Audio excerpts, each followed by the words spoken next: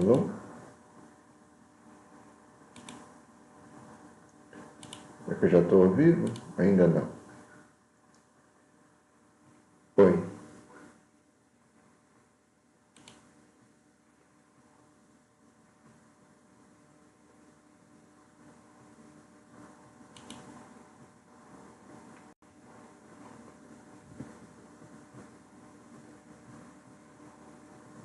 Alô?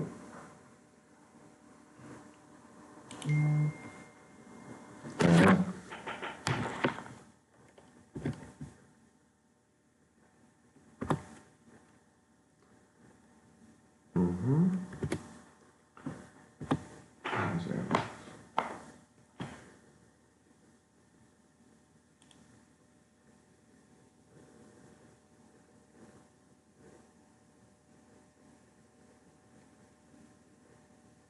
Oi, Adriana. Oi, Fernando. Tudo bem? Eu tô, eu tô meio que aprendendo ainda a mexer nessas coisas. Eu sou ainda da velha guarda, né? E, bom, aos pouquinhos eu vou aprendendo. Boa tarde, Marcelo. Tudo bem? Eu vou aproveitar hoje para fazer uma aula virtual um pouco sobre o documento Dei Verbo. Deixa eu tirar aqui meu crachá do santuário, que eu até esqueci o crachá. Bom, Deus abençoe vocês todos, né? O pessoal vai entrando e tal. Eu estou tentando colocar para vocês aqui uma, um link. Não sei se eu consigo, mas caso vocês queiram, por exemplo, daria para... Vamos ver se agora entra.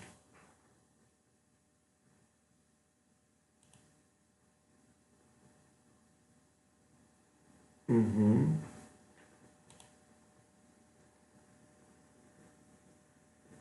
Interessante que não entra o link no navegador. Já tentei 2, 3 vezes. Bom, vamos ver se eu consigo. Não, ele não entra. Interessante, porque o oi entrou. Vamos ver se o...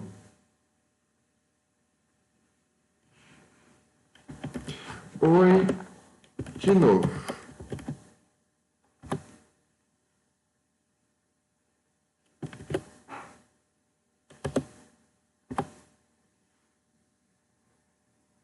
Boa noite.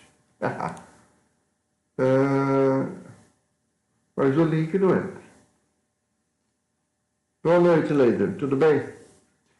Bom, eu estava esperando vocês entrarem aqui, mas, em todo caso, esse é o... Deixa eu ver se vocês dá para ver.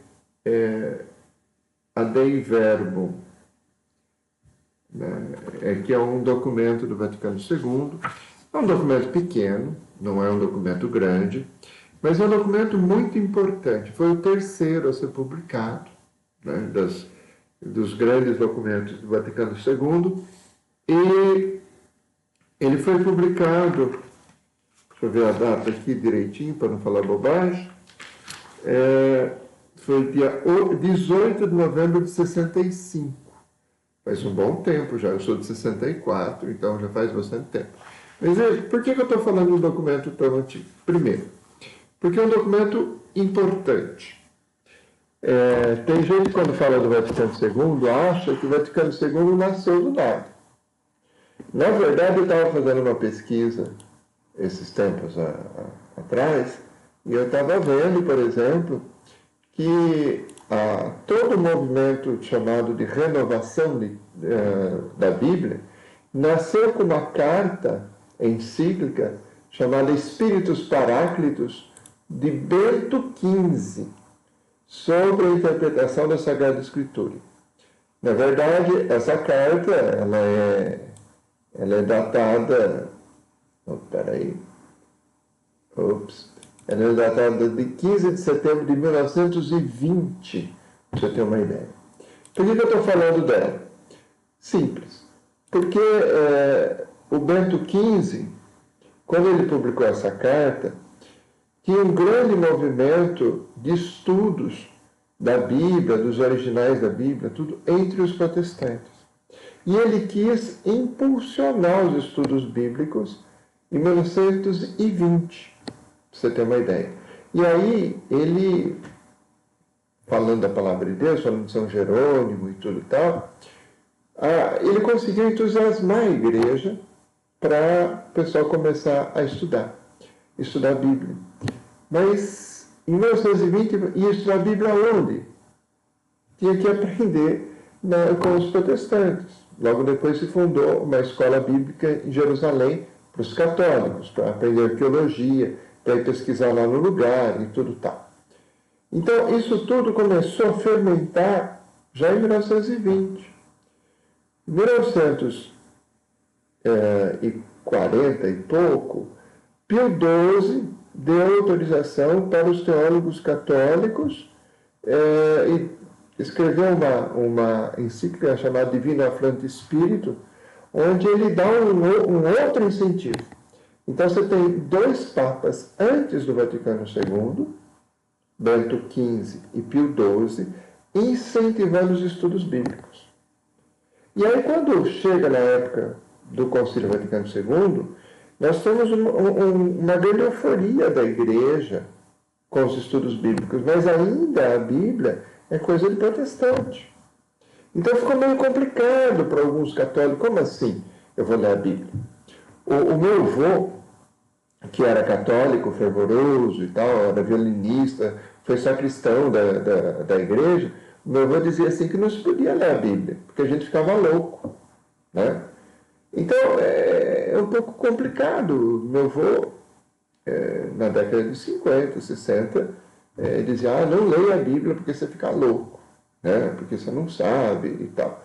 Porque a Bíblia era coisa de protestante. Então, nós católicos, a gente se defendia da Bíblia. Agora, quando nós estamos no Concílio Vaticano II, uma das situações que se coloca é falar da Bíblia e de falar da Bíblia em conjunto com os nossos irmãos protestantes. Não para se bicar deles, não para falar mal, não para a coisa ficar se batendo, né? Então, aqui, em 65, quando se escreveu, né, o concílio começa com uma frase bem interessante. O Sagrado Concílio, número 1 do texto, diz assim: o Sagrado Concílio, ouvindo religiosamente a palavra de Deus, proclamando-a com confiança, faz suas as palavras de São João. Anunciamos-vos a vida eterna que estava junto do Pai e nos apareceu. Anunciamos-vos o que vimos e ouvimos, para que também vós vivais em comunhão conosco. E a nossa comunhão seja com o Pai e com seu Filho Jesus Cristo. Ele está citando aqui 1 João, capítulo 1, versículos 2 a 3. Então você tem aqui o quê? Você tem aqui um concílio que começa a falar com carinho da palavra de Deus. Então não se esqueça que o concílio é sempre o Papa e todos os bispos com o Papa. Então, o concílio é mais do que o Papa sozinho, no sentido que ele é o Papa, mas todo o episcopado. Então, nós estamos falando aqui, praticamente, de todo o conjunto dos apóstolos da Igreja Católica. Né?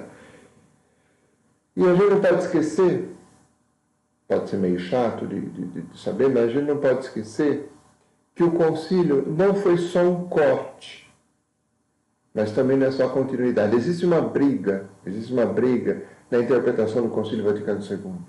Tem uma turma de teólogos que diz, olha, foi um corte com a tradição da igreja, graças a Deus.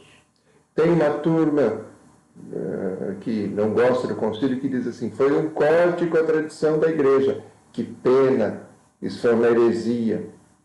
Tem uma outra turma que diz, olha, o Concílio Vaticano II está em continuidade com todas as encíclicas, todos os textos anteriores, e por isso não tem nada de novo.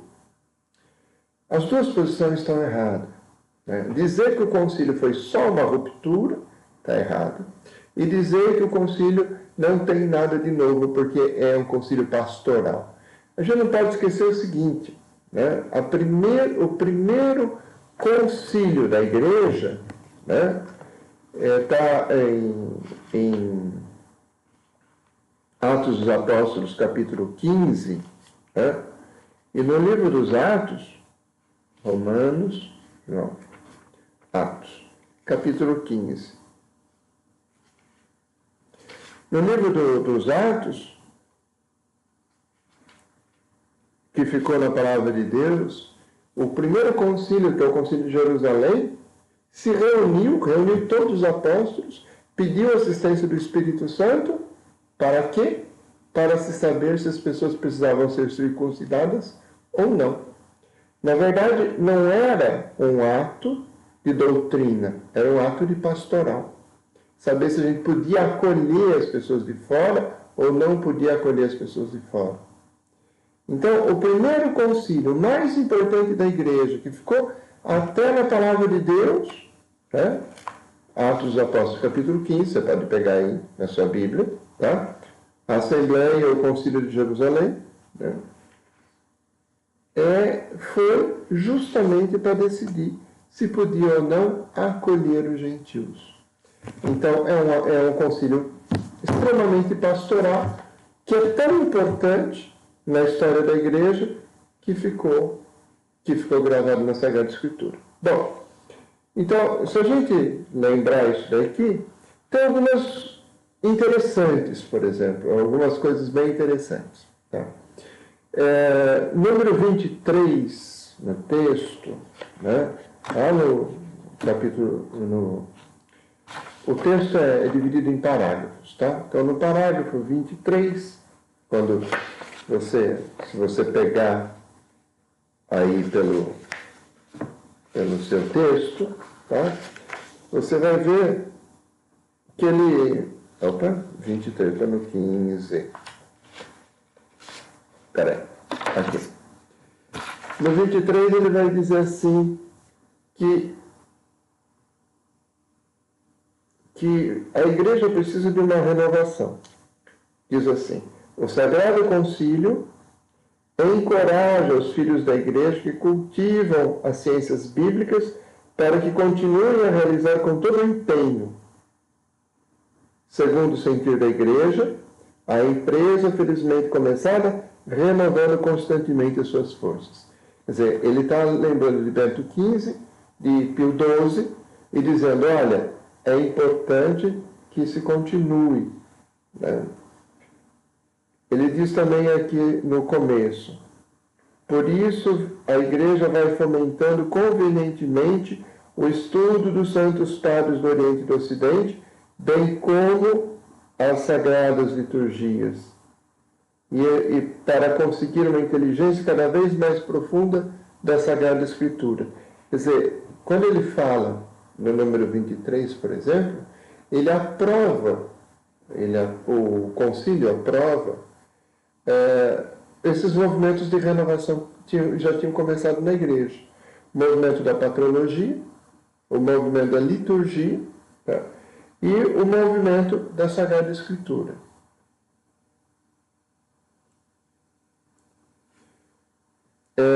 O Fernando está perguntando se poderíamos dizer que o concílio é uma evolução da compreensão da doutrina e da pastoral. Se você levar em consideração, Fernando, a doutrina de John Henry Newman, que foi profundamente adotada pelo Concílio Vaticano II, o cardeal Newman, que era um padre anglicano, que pesquisou muito sobre os santos padres para descobrir a verdade da igreja. O cardeal Newman depois se converteu na Igreja Católica, né? E acabou morrendo como cardeal da igreja. E o Newman, como teólogo, ele tem uma doutrina que ele diz assim que tudo que nós acreditamos hoje é um aprofundamento daquilo que já estava no começo, mas que não estava bem explícito. Então, sim, Então, a gente pode dizer que o concílio é uma evolução no sentido de um aprofundar nas coisas. Isso sim. Se você estiver falando nesse sentido, o concílio é uma evolução. Porque depende do termo que você está usando, evolução. Tá? Depende de como você entende a palavra evolução. Não pode ser uma evolução darwinista. Mas se for evolução no sentido de aprofundamento, né, sim, é verdade. Né? Tanto que você pega, por exemplo, eu peguei as citações, se você pegar, por exemplo, as citações, é um texto de 8 páginas, tá? 2 páginas são de citações. E aí eu fui olhar. Tem 41 citações no texto, tá, Fernando? Dessas 41, 5 são diretamente da Bíblia. Claro, tem outras coisas, mas eu peguei a citação inteira, tá? Então, 5 citações são da Bíblia. 14 citações são da patrologia dos padres da igreja, dos grandes teólogos do século 3, 4, 5 e 6 da igreja, tá? Tanto do Oriente como do Ocidente. 11 citações são de concílios, inclusive o Concílio de Trento e o Vaticano I, tá? 10 citações são de papas, incluindo Pio XII, incluindo João XXIII e outros papas anteriores, tá? E uma citação é da Comissão Bíblica. Então, você vê, por exemplo, de 41 citações, você tem muita coisa recheada a partir dos padres da igreja e muita coisa recheada a partir dos próprios concílios e dos papas. Não dá para dizer que o concílio é uma ruptura nesse sentido, mas também não dá para dizer que o concílio, o documento, é simplesmente uma continuidade. Eu gosto da expressão navalha de Oca, né? Guilherme de Oca cunhou um conceito teológico que é que nós precisamos desbastar e tirar tudo aquilo que não tem necessidade. Quando você poda uma planta, ela cresce mais rápido e cresce mais forte. Quando você deixa todos os galhos de uma planta, então ela fica fraca. Então, na verdade, o concílio foi uma poda, não é uma ruptura e não é uma continuidade. Tá? Eu queria dizer, por exemplo, no número 2 do texto, ele fala que Deus se revela a si mesmo. Porque hoje nós temos aprove a Deus na sua bondade e sabedoria revelar-se a si mesmo e dar a conhecer o mistério da sua vontade. Porque hoje nós temos uma linha de interpretação que diz que toda religião é uma espécie de revelação. Ok, se você disser isso, pode ser num certo sentido, não em todo sentido. Né? Porque a Dei Verbum diz que Deus, através da Bíblia, ele se revela a si mesmo. Todo o resto, bom, é possibilidade de revelação, mas não é uma revelação plena. Tá? Depois, no número 6, e aqui o número 6 tem uma coisa interessante, é que a revelação, no número 6 ele diz que a revelação não acontece só pela Bíblia. E a gente precisa tomar um certo cuidado, porque senão a gente vira protestante. Os protestantes são gente boa, mas nós somos católicos, não pode esquecer disso, tá? Diz aqui número 6. O Sagrado Concílio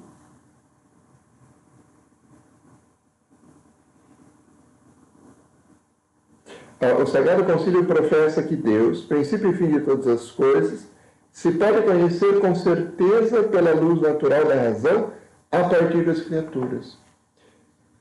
Quer dizer que você pode conhecer a partir apenas da sua inteligência ou apenas da sua ciência.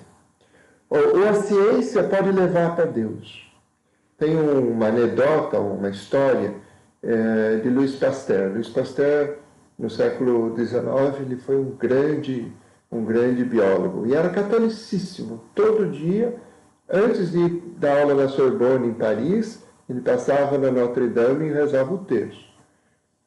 E um dia, ele estava rezando o terço, passou lá na catedral, para visitar, possivelmente, um aluno da Sorbonne, né? E aí, quando o professor chegou na universidade, o aluno começou a caçoar do professor. Professor, o senhor é um grande homem, uma grande mente e rezando o terço. O senhor não tem vergonha, né? E ele disse, não tenho. Porque pouca ciência, essa é a frase dele, pouca ciência nos afasta de Deus, mas muita ciência nos leva até Deus. Ou seja, a partir da revelação natural. Então você tem a Bíblia, que é uma revelação plena, você tem um caminho que leva à Bíblia, que é uma pessoa com boa vontade e com boa inteligência. Tá? Isso é interessante falar, porque senão a gente acha que só a Bíblia que pode salvar. Não, a Bíblia é o caminho, é a autoestrada, vamos dizer assim. Mas nós temos todas as outras estradinhas que chegam até ela. Tá? Depois, no número 8, eu separei aqui, né? O número 8 fala do Newman. O Fernando me fez adiantar a situação do Newman. Número 8 diz assim, isto é, a Igreja, no decurso dos séculos, tende continuamente para a plenitude da verdade divina, até que nela se realizem as palavras de Deus. E aqui nós estamos quase com uma citação explícita do Newman, John Henry Newman, né? A Igreja, no decurso dos séculos, tende continuamente para a plenitude da verdade divina. Ou seja, nos primeiros séculos, eles entendiam tudo que era importante entender. Mas hoje em dia o Espírito Santo vai mostrando o desenvolvimento da doutrina. Tá? Depois, ele vai valorizar, por exemplo, a tradição. A tradição ela não é aceita pelos nossos irmãos protestantes, mas ela é considerada fonte de revelação, porque é a partir da tradição que a gente sabe os livros que estão na Bíblia. Porque senão você vai dizer, olha, tem outro evangelho, eu vou colocar dentro da Bíblia. Tem outra coisa, eu vou colocar dentro da Bíblia. Tem outro livro que eu gosto, eu coloco dentro da Bíblia. Onde está o cânon? Onde está a regra que diz esses livros são sobrenaturais, são revelados, e esses livros não são? Então, mediante, diz o texto aqui, mediante a mesma tradição com T maiúsculo, conhece a Igreja o cânon inteiro dos livros sagrados, toda a lista dos livros sagrados. E a própria Escritura entende-se nela mais profundamente e torna-se incessantemente operante. Ou seja, você, pela tradição, você tem uma possibilidade de interpretar a própria Escritura. Coisa que os nossos irmãos protestantes não têm isso a seu favor, porque, afinal, né, eles o sola Bíblia, né, afinal das contas. Deixa eu ver se eu consigo acertar um negócio aqui. Agora consegui. Melhorou. Bom, número 9, né? No número 9, ele diz justamente isso. A Sagrada Tradição, estamos falando de tradição com letra maiúscula, tá? Portanto, e a Sagrada Escritura estão intimamente unidas e compenetradas entre si. Com efeito, derivando ambas da mesma fonte divina, fazem como que uma coisa só e tendem ao mesmo fim. Nós precisamos aqui fazer um esclarecimento entre tradição e tradições. Existem muitas tradições, existem muitas histórias, não só sobre Bíblia, mas sobre santos, sobre a igreja, sobre um monte de coisa. Nós estamos falando da melhor tradição da igreja, tá? Isso a gente encontra na literatura que os santos padres deixaram, isso a gente encontra nos grandes teólogos, tá? E essa não é qualquer historinha, qualquer historieta. Por exemplo, a partir do Vaticano II, muito santo foi até colocado de lado. Por quê? Porque não tinha história verídica, não tinha fonte histórica. Então você pega, por exemplo, tem muita historinha sobre Cosme e Damião, por exemplo. Mas quais são as fontes históricas? Tem muita história, por exemplo, sobre São Jorge, grande cavaleiro da milícia, do rei, tudo. Mas onde estão as fontes? Se perdeu? Pode ser. Pode ser que seja um personagem muito bom historicamente, mas nós não temos mais fontes históricas sobre São Jorge, sobre Santa Filomena, por exemplo. Né? Santa Filomena foi a grande devoção do Cura d'Ars, no século XIX. Mas, o que a gente sabe sobre Santa Filomena? Que ela tinha o corpo e que ela tinha instrumento de martírio. Isso a gente sabe. Ela existiu? Claro que existiu. Temos o corpo dela e os instrumentos de martírio. Que era uma moça que foi católica, que foi martirizada e que, sem dúvida, está no céu, ninguém duvida. Mas todo o resto foram historietas que dizem que uma freira no século XIX teve uma revelação de Santa Filomena e contou as histórias. Mas você não pode basear, por exemplo, a existência de uma santa, colocá-la como modelo de vida para o povo cristão, a partir de histórias de uma freira que você nem sabe se teve essa revelação mesmo ou não. Tá? Então a gente precisa tomar um certo cuidado. Mas, vamos lá. Número 9, né? A Bíblia e a tradição já falei. Número 10. Aqui tem uma coisa curiosa, o número 10. Ele fala do magistério da igreja, ou seja, dos bispos da igreja, que exercem o poder de ensinar, como sendo um serviço à palavra de Deus.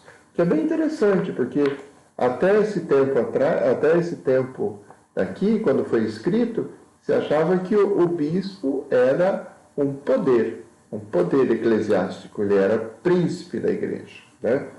Diz aqui no número 10. Porém, o encargo de interpretar autenticamente a palavra de Deus, escrita ou contida na tradição, foi confiado só ao magistério vivo da igreja, cuja autoridade é exercida em nome de Jesus Cristo. Esse magistério não está acima da palavra de Deus, mas sim ao seu serviço, ensinando apenas o que foi transmitido, portanto, enquanto, por mandato divino, com assistência do Espírito Santo, a ouve piamente. Ou seja, os bispos, o Papa, o concílio, não pode agora proclamar uma coisa que não está na palavra de Deus. Né? A gente tem que, no mínimo, interpretar essa palavra para dizer, olha, isso é verdade de fé. E isso é uma limitação bem interessante que se coloca ao magistério da igreja. Porque, na Idade Média, se dizia que o Papa tinha tanto poder. Existia no século XIII, XII, XIII, se dizia, alguns teólogos diziam que o Papa tem tanto poder que ele pode tirar ou colocar livros na Sagrada Escritura. Ele pode tirar livros ou ele pode colocar livros. Eu gosto de um livro de poesia, vou colocar lá. Isso não tá muito certo. Então, essa limitação ao magistério da igreja, mesmo ao poder do Papa, né, vem a partir do número 10, a Lumen Gentium. Tá? Número 12, tá? Tem aqui tem uma coisa interessante, que até hoje muita gente ainda não conseguiu entender que a gente, às vezes, na Bíblia, a gente precisa interpretar certas coisas. Tem gente que pega o texto e fala assim, tá aqui, tá escrito aqui. Não é assim. Existe gênero literário. Por exemplo, o que é uma piada? Para que serve uma piada? Uma piada serve para você rir. Não necessariamente precisa ser verdadeiro. Não é isso? Para que serve um anúncio fúnebre? Para explicar que uma pessoa morreu. Aí ele precisa ser verdadeiro. São coisas diferentes, são gêneros literários diferentes. A gente fala de forma diferente, eu não falo com o mesmo tom de voz e nem com o mesmo vocabulário, né? Uma piada e um anúncio fúnebre.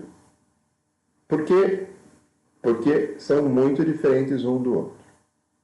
Diga, Leider, você está dizendo aqui que eu fui até a maior parte da minha vida e já tinha lido a Bíblia inteira, sem abandonar jamais o meu ceticismo, mas revelação mesmo só tive em uma missa. Logo Deus me foi revelado pela igreja. Sim, mas você teve a revelação na missa, mas a missa, não pode se esquecer, você teve na missa católica a partir do Vaticano II, né? E a missa católica, a partir do Vaticano II, ela integra duas coisas que eram completamente separadas antes do Vaticano II. Antes do Vaticano II, o padre podia rezar a missa, né? Normalmente rezava a missa logo de manhãzinha, por causa da questão do jejum, que era muito forte. Então, rezava a missa logo de manhã, e à noite tinha a leitura da Palavra de Deus e o sermão. Então, você tinha a liturgia da Eucaristia separada da liturgia da Palavra. Quando você se converteu, Leider, já estavam juntos as duas mesas, o ombão da Palavra e a mesa da Eucaristia. Então, quando você se converteu, você já teve as duas juntas, a Bíblia e a Eucaristia, fruto do Concílio Vaticano II.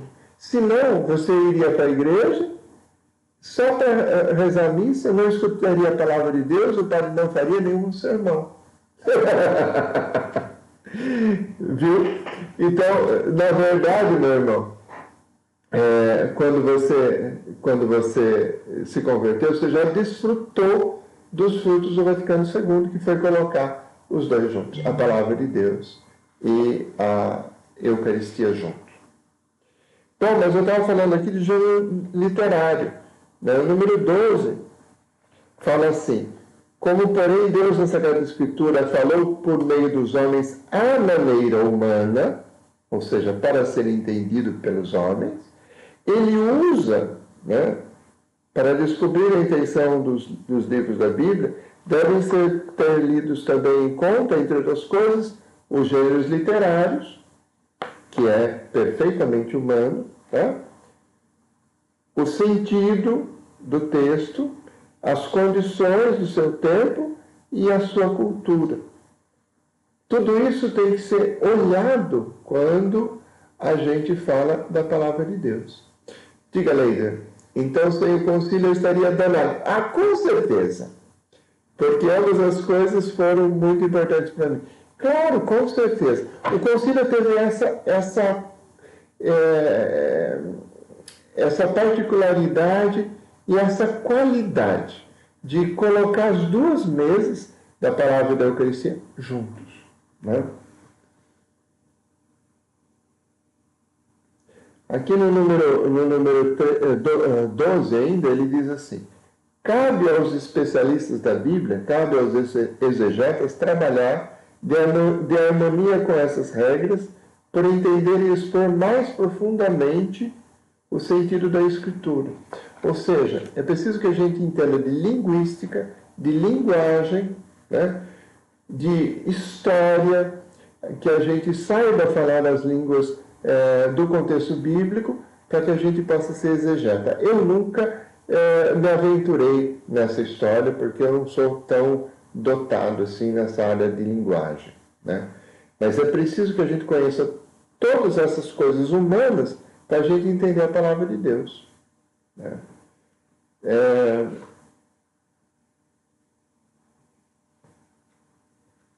Aqui no número 15, para a gente terminar, ele fala, número 15, ele fala da pedagogia da salvação, né? Tais livros, falando da Bíblia, apesar de conterem também coisas imperfeitas e transitórias, revelam, contudo, a verdadeira pedagogia divina. Por que ele está falando isso? Porque, de vez em quando, você vai ler um salmo, não sei se já aconteceu com você, de você ler um salmo, por exemplo, e tem um trecho lá que é imprecatório, que diz assim: que os meus inimigos sejam passados ao fio da espada, os seus filhos sejam mortos e as suas esposas tenham a barriga aberta, sejam cortados do ventre. Já viu isso? É uma situação terrível para nós que somos católicos, que somos cristãos. Não dá para a gente desejar essa coisa para o inimigo. Mas por que está lá na Bíblia, não foi tirado, não foi censurado? Porque a pedagogia de Deus foi usando essas coisas, mesmo essas coisas imperfeitas, essas coisas ruins, para chegar no mais perfeito. Quer dizer, não era a época ainda. Você pega, por exemplo, Abraão, se você olhar Abraão tem Deus como um Deus, como um ídolo, praticamente. Porque toda a época dele, cada clã, cada família tinha um Deus protetor. Então, Abraão não era um cara monoteísta, por exemplo. Ele acreditava no Deus protetor da sua família. E a partir daí Deus entrou, mesmo a partir dessa crença politeísta, Deus entra, faz um caminho com Abraão, depois faz um caminho com Moisés, depois vai fazendo um caminho com os juízes, depois vai fazendo um caminho. E aí ele vai mostrando, isso é o que a gente chama de pedagogia divina.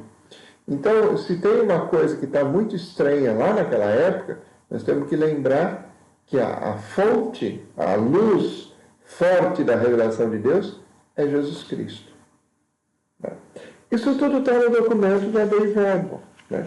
Que eu recomendaria que você pudesse ler, tá? Que eu recomendaria que você pudesse ler. Né? E aí,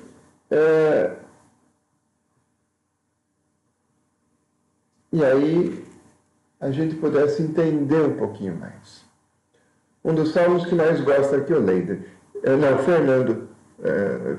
Um dos salmos que mais gosto, o 147, o Salmo dos Exilados, tem uma imprecação contra os babilônicos. E tem uma imprecação brava ali, né? Tem vários salmos assim. Você tem salmos até de gente que briga com Deus. 147, é isso que você disse?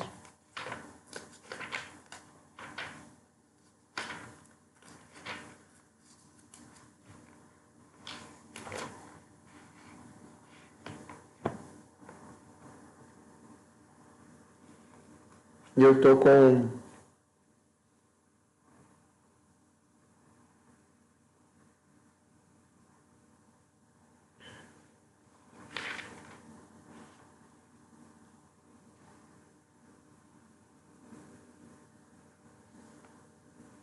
Eu não achei a imprecação no 147. Você está... Eu estou aqui com uma Bíblia em francês, está um pouco mais difícil de achar. Mas deve ter, né?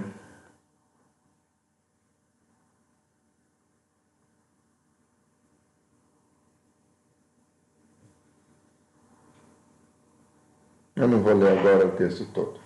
Mas com certeza é isso.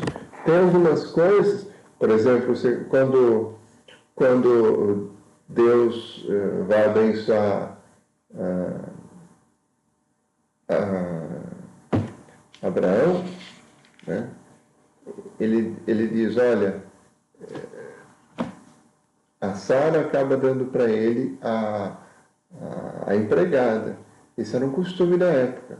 Deus aceita, para nós hoje pode ser uma imoralidade, mas Deus aceita, né? Dependendo da versão, 146, deve ser isso mesmo. Eu não estou querendo ver aqui, senão vai pegar muito tempo. Mas é um pouco isso. E o que eu queria dizer aqui,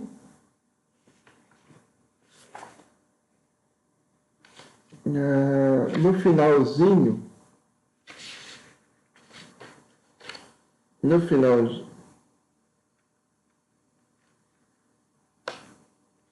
aqui, no número 15, ele fala uma coisa que é curiosa. Não, número 25, desculpe. No 25 ele fala uma coisa que é curiosa, eu queria mais ou menos acabar aqui. Façam-se edições da Sagrada Escritura munidas dos convenientes anotações. Sabe aquele comentário? Já viu que a Bíblia Católica tem comentários? Mas a Bíblia protestante não tem, a Bíblia protestante é só o texto mesmo, né? Pois é, a partir da Dei Verbo que o documento diz que se deva fazer comentários, ou seja, se pede para os exegetas continuarem trabalhando e explicando para o povo de Deus. A partir desse texto, nós temos toda a explosão da Bíblia, né, no Brasil, né? Toda a explosão de leitura da Bíblia nas comunidades das SEBs, nas comunidades católicas, veio a partir desse documento, que foi muito bem recebido, né, nas comunidades do Brasil, porque existia uma sede da palavra de Deus, né? E tem aqui um texto que eu não estou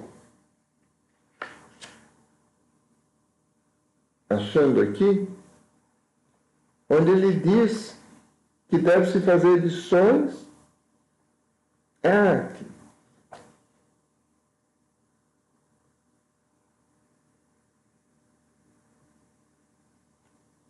Além disso, faz-se edições da Sagrada Escritura munidas de convenientes anotações para uso também dos não cristãos e adaptadas às suas condições.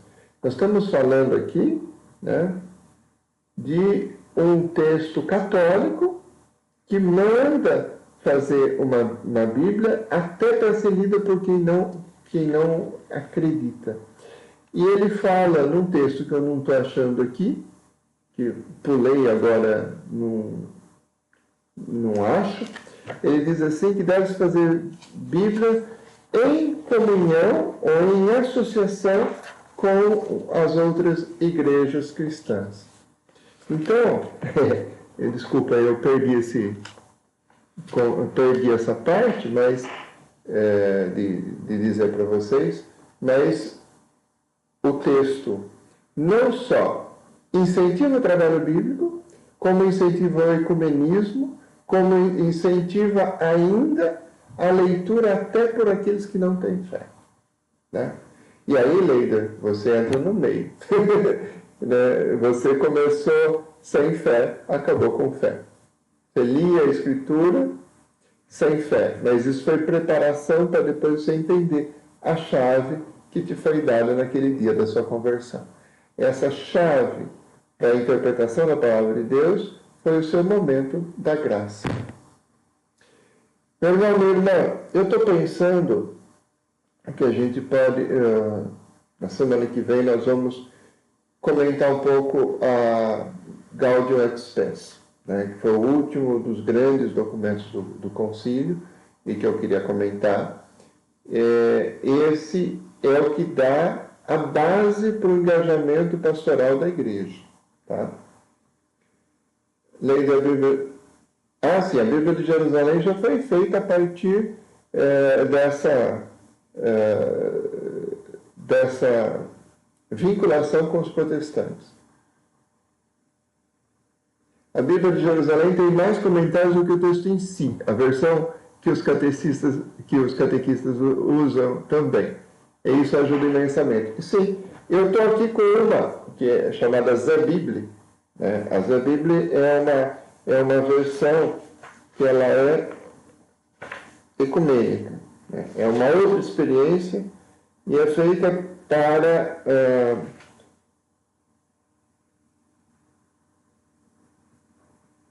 a Zé-Bíblia é feita a partir do francês corrente para os jovens, né?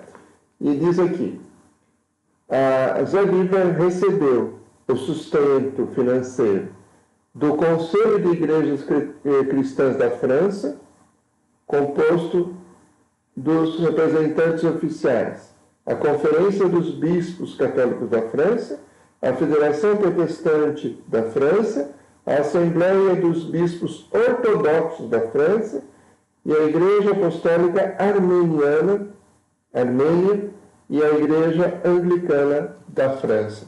Aqui, bem aqui no começo da Bíblia, dizendo que é uma Bíblia ecumênica. Para a gente, todo esse trabalho foi incentivado pelo Vaticano II. Quando as pessoas dizem, eu não gosto do Vaticano II, porque tem uma liturgia que eu não gosto, porque tem um negócio que eu não gosto. É um ponto, 2 pontos. Mas quem sou eu para dizer que eu não gosto e possa julgar a igreja inteira? Um concílio inteiro, por causa de um ponto, 2 pontos. É muito orgulho intelectual, eu acho. Né? Em todo caso, o Concílio Vaticano II deu os frutos maravilhosos na igreja. E a gente não pode esquecer disso. Semana que vem a gente pega a Gaudium et Spes, que é o fundamento do engajamento político, o fundamento do engajamento social. E a partir da Gaudium et Spes que o Papa Francisco tem feito todo o seu trabalho de falar que nós precisamos ir para as periferias da igreja, né? Para as periferias do mundo, para as periferias da vida, né? A Gaudium et Spes que dá a base para esse tipo de coisa. Então nós temos 4 bases no Vaticano II, tá? E as 4 bases eu estou trabalhando um pouco. Lumen Gentium, Sacrosanctum Concilium, Dei Verbum e Gaudium et Spes, as 4 bases do Vaticano II. A igreja, a liturgia, a Bíblia e o compromisso social. Se a gente faltar algum desses, a gente fica que nem uma cadeira manca. Uma cadeira manca é uma porcaria de usar. Não é isso? De fato, um católico que manca, que fica sem uma dessas bases, vira uma porcaria de católico. Por isso, eu estou insistindo nessas lives do Vaticano II. Tá? Muito obrigado a todos vocês, Leider, Fernando, todo mundo que participou da transmissão, que esteve por aqui. Muito obrigado. Afinal, outras pessoas vão ver essa transmissão em outros momentos. A Adriana, o Marcelo, o Fernando, o Leider, e tem mais um aqui que eu não sei quem que é. Em todo caso, tem mais um espectador aqui que está anônimo. Muito obrigado pela sua disposição de estar aqui. Muito obrigado por você estar hoje aqui. E se você puder, acompanhe segunda que vem. Aí eu mando um recadinho uns 40 minutos, meia hora antes, dizendo, olha, tem a live nossa. O Senhor falou como padre que, sem saber, me converteu. Que Deus te bendiga. O que eu falei? Depois você me explica no WhatsApp essa história. O que eu falei que falei igual o padre que te converteu? Bom, um abraço, Deus abençoe. Que Nossa Senhora de Fátima, a nossa